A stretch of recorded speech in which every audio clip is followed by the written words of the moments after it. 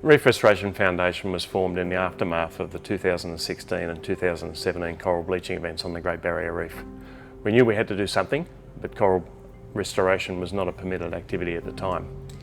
But from small things, big things grow, and today we have 30 coral nurseries in the area of Fitzroy Island and Hastings Reef, where we grow corals at an accelerated rate than they do actually on the reef itself.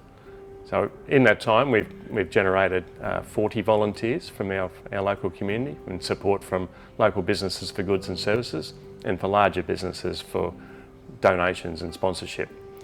To date, we've planted about 5,000 robust, healthy corals to help rebuild those coral reefs. My name's Ryan Donnelly. I'm the CEO of Reef Restoration Foundation. I've been involved with coral reefs and the management of fisheries resources, in particular around coral reefs, for about 25 years. I came across to Reef Restoration Foundation from the marine aquarium industry about a year ago. When we first started reef restoration on the Great Barrier Reef, we adopted a methodology that had been used in Bonaire and in the Florida Keys quite successfully, and the method is proven. So we thought we'd adopt that, and with the coral trees, they're quite visible, and they become a talking point and something that our tourism partners could capture and say, well, this is what we're doing to make a difference to the site where we work. So what it entails is we take trimmings from established mature colonies of fast-growing corals from the Acroporidae family, and we suspend them on, we attach them to our metal tree frames, which are suspended in the water column. And the purpose of doing that is that they get greater access to sunlight for photosynthesis, and they grow 3 to 8 times faster than they do on the reef itself. And our science program is used to validate that. Importantly, we're looking to position ourselves to adopt new technology as that technology gets developed. When Edge ROV approached us and offered to lend us use of the Seasam, we were quite excited, because a lot of what we do involves recording our progress. And in the past, we've just used still cameras, and we've used a computer program to measure the growth of corals, and this is onerous and labour intensive and inaccurate.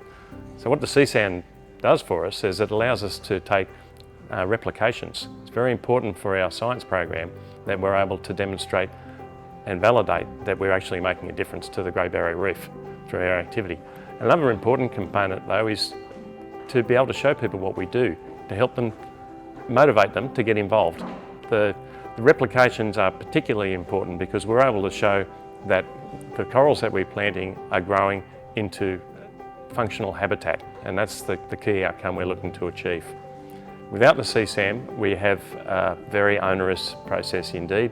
The Seasam will just make that operation so much more efficient and allow us free up our time to get more corals out on the Great Barrier Reef. One of the features for Seasam that really interests Reef Restoration Foundation is Natillo Cloud. Now this is a fascinating way for managing video data that's going to help us to be able to demonstrate the value of what we're achieving over time.